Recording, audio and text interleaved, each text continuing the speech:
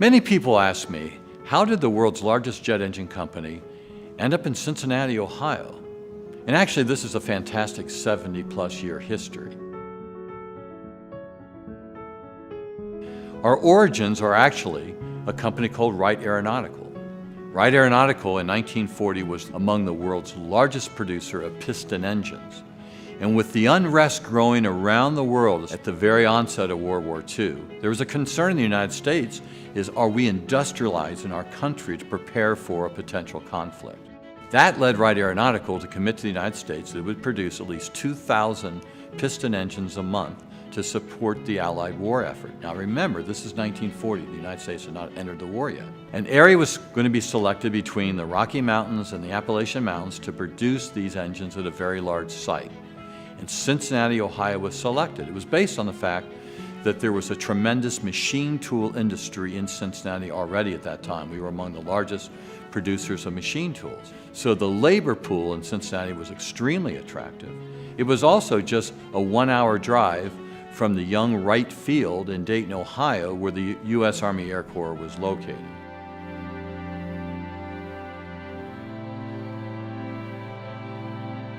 Perfect location, and in July of 1940, it was announced in Cincinnati, Ohio, that this massive site would be produced. When you look at the Evendale plant today, the yellow buildings are part of the original Wright Aeronautical factory complex. This is where these fantastic piston engines were built that powered B-17s and later B-29s. At one time, at the height of World War II, Wright Aeronautical had more than 30,000 people working at these sites on this complex, more than 35 acres of factory space on a size of more than 300 acres for this complex. Very, very unique design. What we call today Building 700 was the single largest story building in the world. We had one of the largest foundries in the world. More than 30,000 people here working, producing these engines.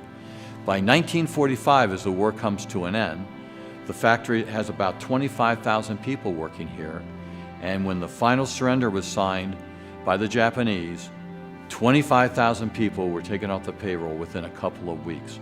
And these mammoth buildings, these monster buildings out here north of Cincinnati, were largely barren for several years.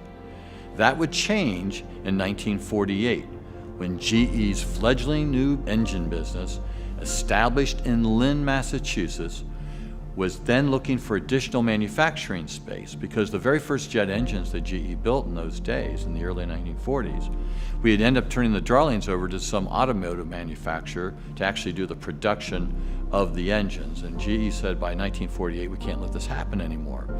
So they took over these sites here in Evendale. There were 7 men that came from Lynn, Massachusetts in the summer of 1948 to establish the operations here. And they did it principally so they could build one engine. It was called the J-47, and it was to power both bombers and fighters for the U.S.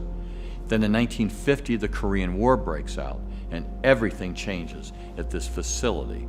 It goes from 1,500 people very quickly to about 8,000 people, producing the J-47, which would become the world's most produced jet engine. It was built both here in Lynn and at 2 automotive companies.